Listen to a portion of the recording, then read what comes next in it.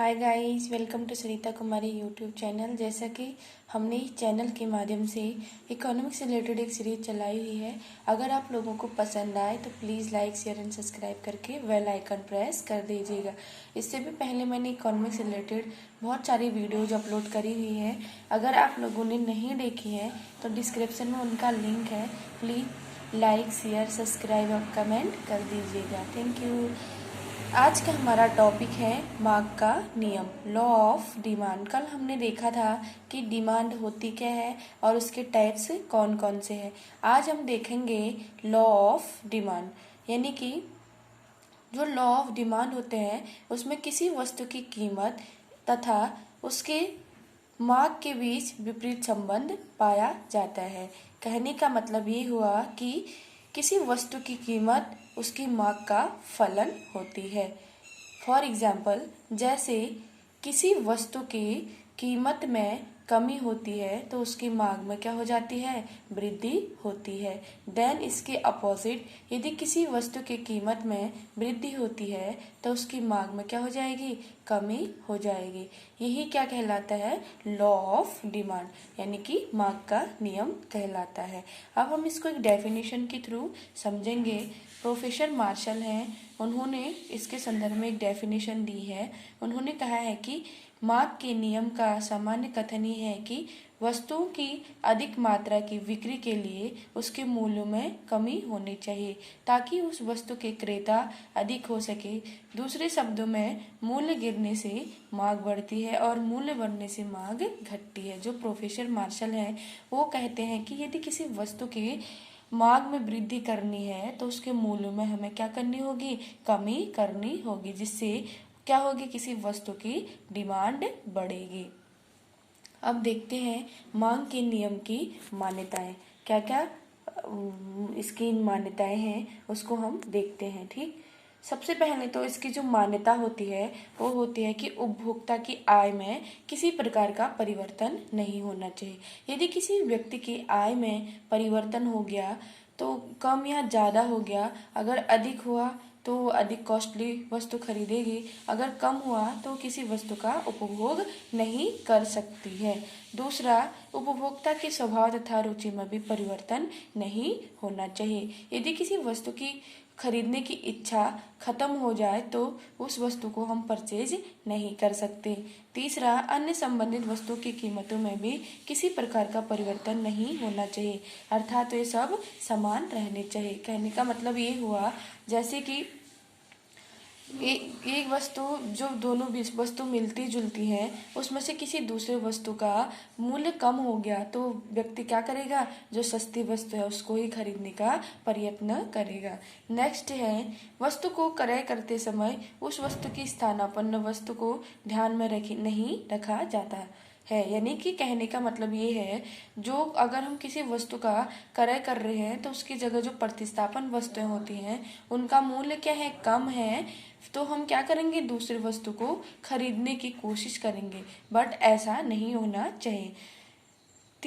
जो नेक्स्ट इसकी मान्यता वो है, जिन वस्तुओं को क्रय किया जा रहा है वह वस्तुएं प्रतिष्ठा रक्षक नहीं होनी चाहिए। ठीक, नेक्स्ट है, उपभोक्ता की कुल संपत्ति स्थिर रहनी चाहिए।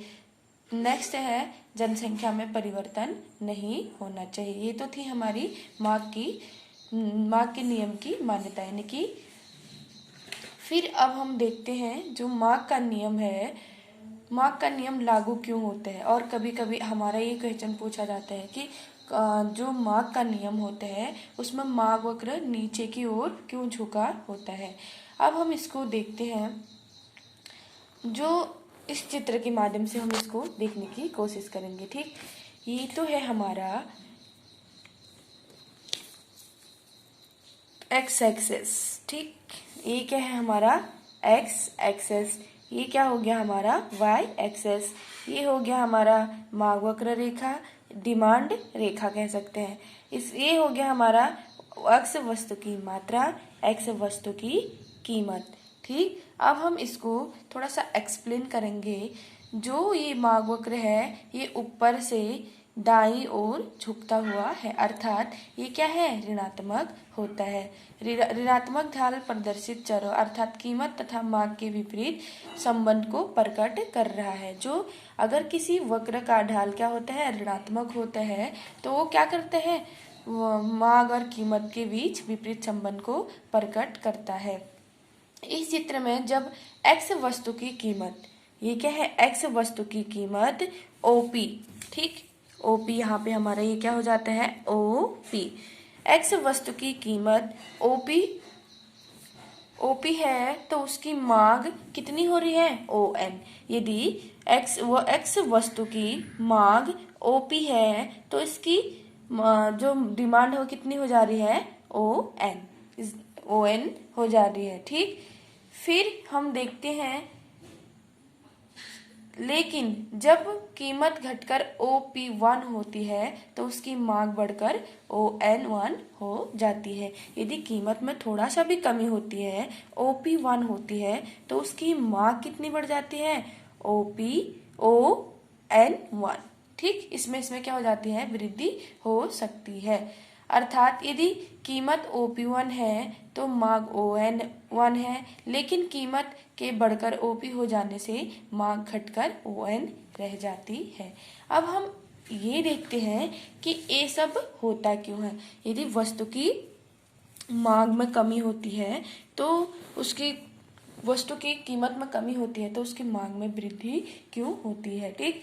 तो जो इसका मांग वक्र नीचे की ओर झुकने का कारण क्या है, इसको हम ऐसे भी समझ सकते हैं।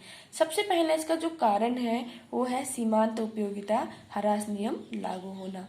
ये हमेशा पूछा जाता है। अब जो सीमांत उपयोगिता ह्रास नियम है ये प्रतिस्थापन, दूसरा इसका जो रीजन है वो है प्रतिस्थापन प्रभाव, तीसरा होता है उपभोक्ता की संख्याओं में परिवर्तन, चौथा होता है आय प्रभाव और पांचवा होता है विभिन्न प्रयोग, ठीक। जो ये सीमांत उपयोगिता ह्रास नियम ये टॉपिक है, इनका मैं अलग से वीडियो बनाऊंगी क्योंकि ये बहुत लंबी बन जाएगी, ठीक। तो जो हमारा मांग वक्र का नीचे की ओर झुकने का कारण क्या है, सीमांत उपयोगिता ह्रास नियम का लागू होना और प्रतिस्थापन प्रभाव, आय प्रभाव और उपभोक्ता की संख्या में परिवर्तन। ये क्या है, मांग वक्र का दाएं से बाएं तरफ गिरने के कारण है। अब हम देखते हैं कि मांग को प्रभावित करने वाले तत्व, जो मांग को प्रभावित करते हैं वो कौन कौन से हैं, उपभोक्ता की आय, उपभोक्ता की रुचि, वस्तु का मूल्य, धन का वितरण और भौगोलिक वातावरण, ठीक। जो उपभोक्ता की आय इसको कैसे प्रभावित करती है वो देखते हैं। आय के बढ़ने से क्या हो जाती है, क्रय शक्ति बढ़ती है, अतः आय के बढ़ने घटने पर मांग भी क्या होती है, बढ़ती घटती है। दूसरा है उपभोक्ता की रुचि, मांग पर उपभोक्ताओं की रुचि का भी प्रभाव पड़ता है। जिन वस्तुओं की उपभोग के प्रति उपभोक्ताओं की रुचि बढ़ेगी या जिन वस्तुओं का फैशन बढ़ेगा उन्हीं वस्तुओं की क्या होगी, मांग बढ़ेगी। तीसरा है वस्तु का मूल्य, वस्तु के मूल्य का प्रत्यक्ष संबंध वस्तु की मांग से है। जब किसी वस्तु के मूल्य में कमी आती है तब उस वस्तु की मांग में वृद्धि होती है और मूल्य के बढ़ने पर क्या हो जाती है, मांग घट जाती है। नेक्स्ट है हमारा धन का वितरण, धन के वितरण का भी मांग पर क्या पड़ता है, प्रभाव पड़ता है। यदि धन का वितरण समान है तो मांग बढ़ेगी, अन्यथा मांग में कमी आएगी।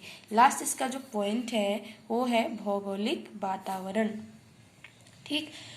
भौगोलिक वातावरण विशेषकर जलवायु का प्रभाव मांग पर पड़ता है। जैसे गर्मियों की अपेक्षा जाड़ों में अनेक वस्तुओं की मांग बढ़ जाती है। इस प्रकार गर्म प्रदेशों की अपेक्षा ठंडे प्रदेशों के लोगों की आवश्यकता क्या हो जाती है, अधिक हो जाती है। यही क्या होते हैं, मांग को प्रभावित करने वाले कारक होते हैं। आई होप कि ये वीडियो आपको पसंद आई होगी। Please like share and subscribe कर दीजिएगा। Thank you so much for watching.